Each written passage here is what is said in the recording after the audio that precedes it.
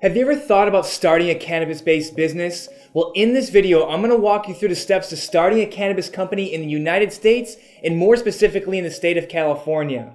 Now, this is the same process that we have helped over 500 other cannabis clients with over the past few years. And by the end, you will learn how to avoid all the major pitfalls that can crush new cannabis businesses. But before we get started, I need to let you know the information contained in this video is meant for guidance purposes only and not as professional legal or tax advice. Now further, it does not give any personalized legal, tax, investment, or business advice in general. Now that we have that out of the way, let's hop right in. Now first, let me give you 3 critical considerations before you even get started with creating a cannabis business plan, which is what we're going to talk about later in this video. And without addressing these 3 factors, getting a license is going to be difficult, if not virtually impossible. So here's what you need to start a California cannabis company. So step 1A, you need to find some cannabis real estate.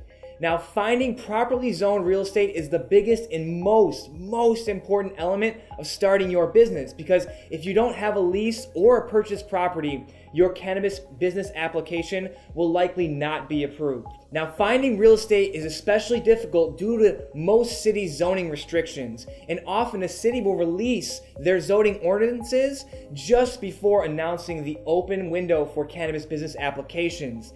And commercial real estate is limited to the green zone properties when you start a cannabis-based business.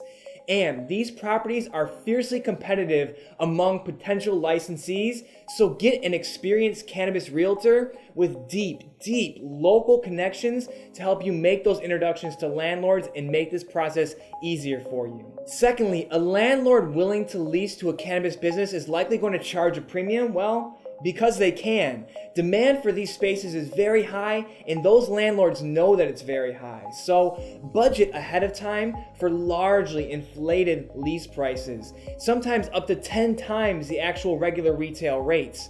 And keep in mind that some landlords will ask for very large deposits to account for, all the risks that go involved with cannabis-based businesses, and the fact that they're taking their property off the market, and your application may not get approved, and they need to be compensated for that. Now, step 1B is you need to select the jurisdiction in which you want to operate your cannabis business. Now, I'm calling these step 1A and step 1B because these 2 items need to run concurrently in the process, all right? Selecting a jurisdiction has as much to do with the available real estate in a district or city as many other factors, such as tax rates or the cost of doing business and even application fees. Now, to reiterate, without a property that's zoned for cannabis, you will not be able to operate your cannabis business. However, there are other planning aspects that you should consider when getting your business off of the ground. So select your jurisdiction carefully, because not every city is going to allow for every type of cannabis business.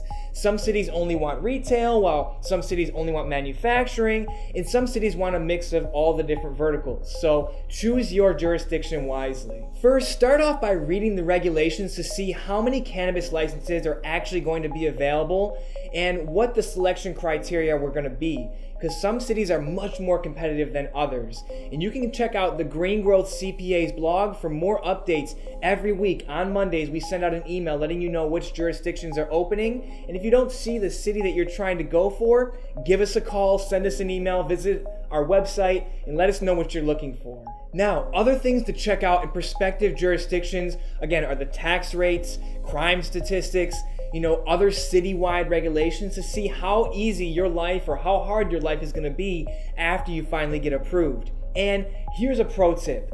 Try to narrow it down to, 2 or 3 jurisdictions before you actually start looking for the real estate. You don't want to spend a lot of time engaging realtors or going to look and do window time, which is just sitting at the real estate and seeing what happens before you actually choose a jurisdiction and find out they don't even license to your type of business, or you just don't want to be there, period. Now, step number 3, after you've selected the real estate and found the jurisdiction, is to complete and submit your cannabis business application.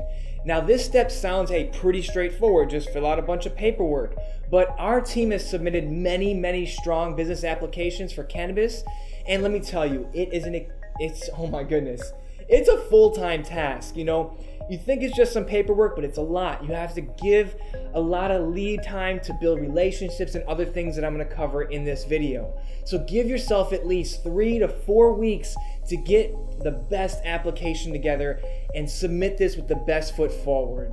Now, to help you, we've compiled our best tips from helping dozens of cannabis businesses through this exact licensing process. So visit the links below in the description of the video or on this blog post to read what you actually need to do to submit a successful cannabis license application. We've done a lot of webinars, a lot of blogs, so use our information as general guidance to see what you should consider before starting this cannabis application, and hopefully you find those tips helpful.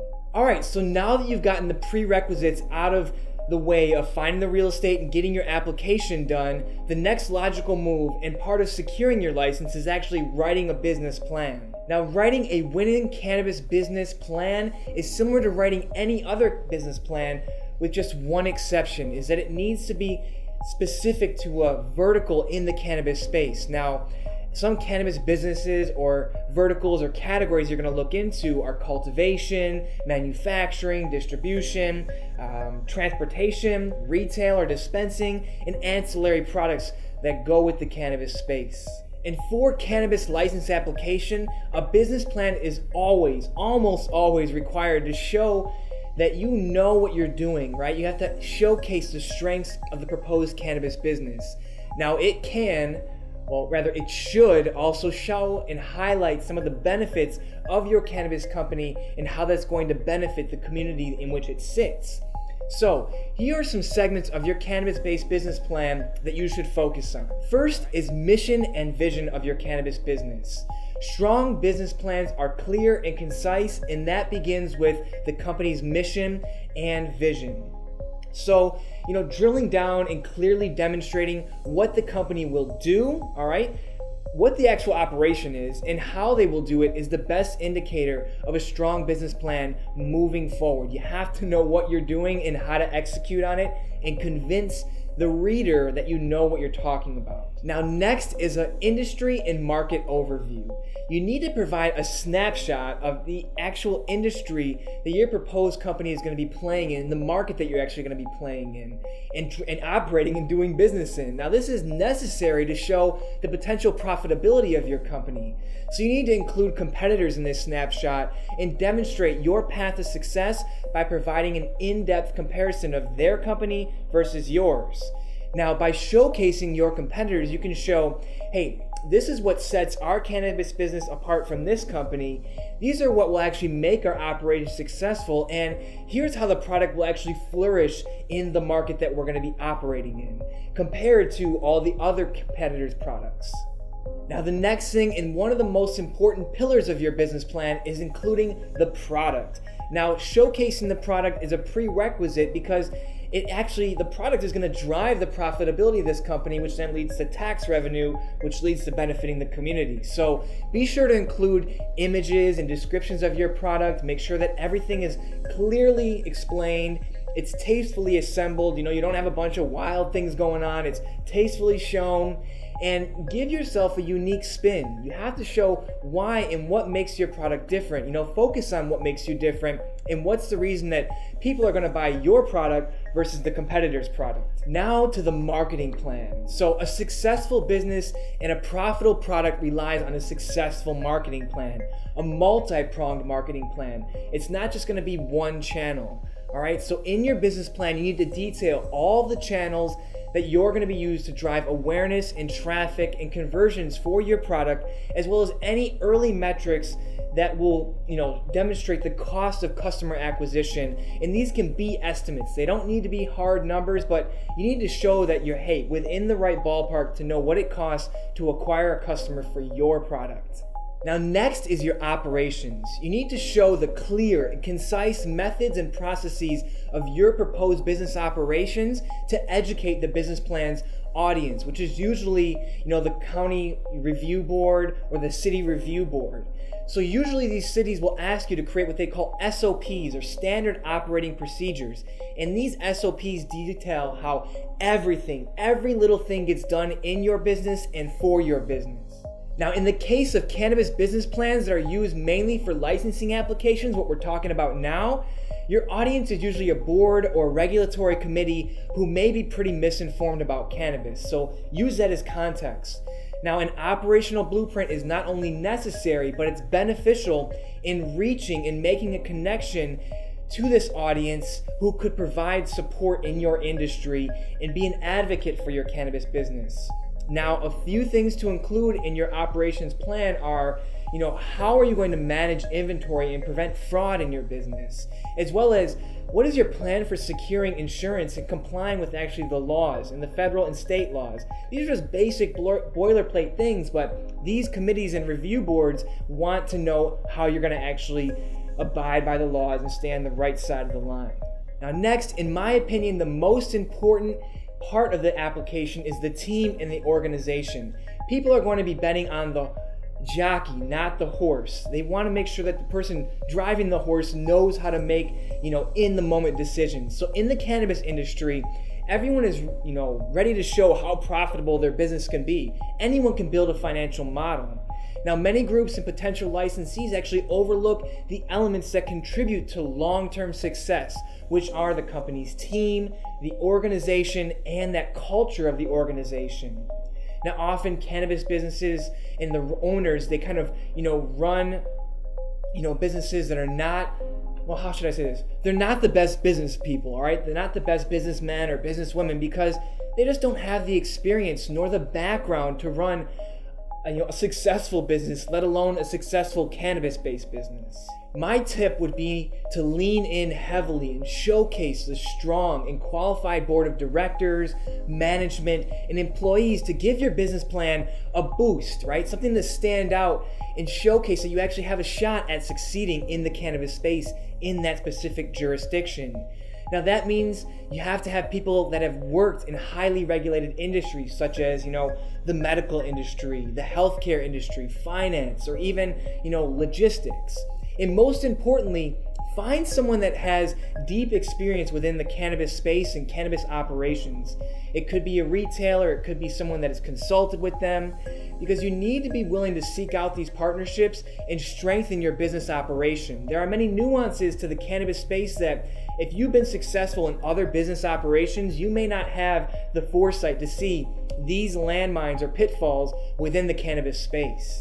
Now next, let's get to the community benefits portion of your cannabis business plan. So, of course, every community and jurisdiction and city wants to know and feel secure that if they include a cannabis-based business, the community will surely benefit. So in your business plan, make sure to outline and showcase elements that outreach elements such as local law enforcement support, community programs such as building parks or contributing to a park fund, generating new jobs for the community, and a commitment to livable wages for all of your employees and allowing them to unionize. And a union that you could partner with is the UFCW. And lastly, the financials. No business plan is complete without a set of financial projections. So you need to show steady growth in your business and rates of revenue and return.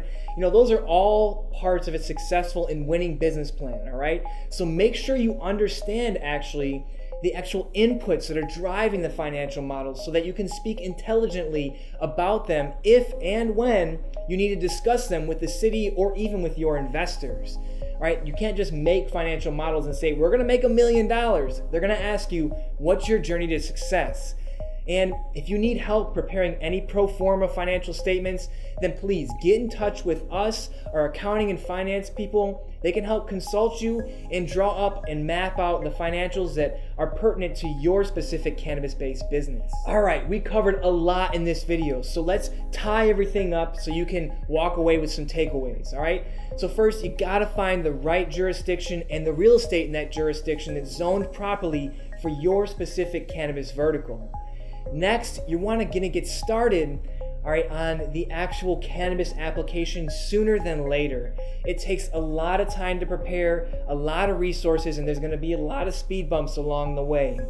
And all along that way, for your license application and just for your peace of mind, you need to craft a business plan that is going to keep in mind the target audience in which you're presenting this to, which is going to be likely a local board or regulatory committee. And if you need to plus it out, you can also write a secondary business plan for your investors.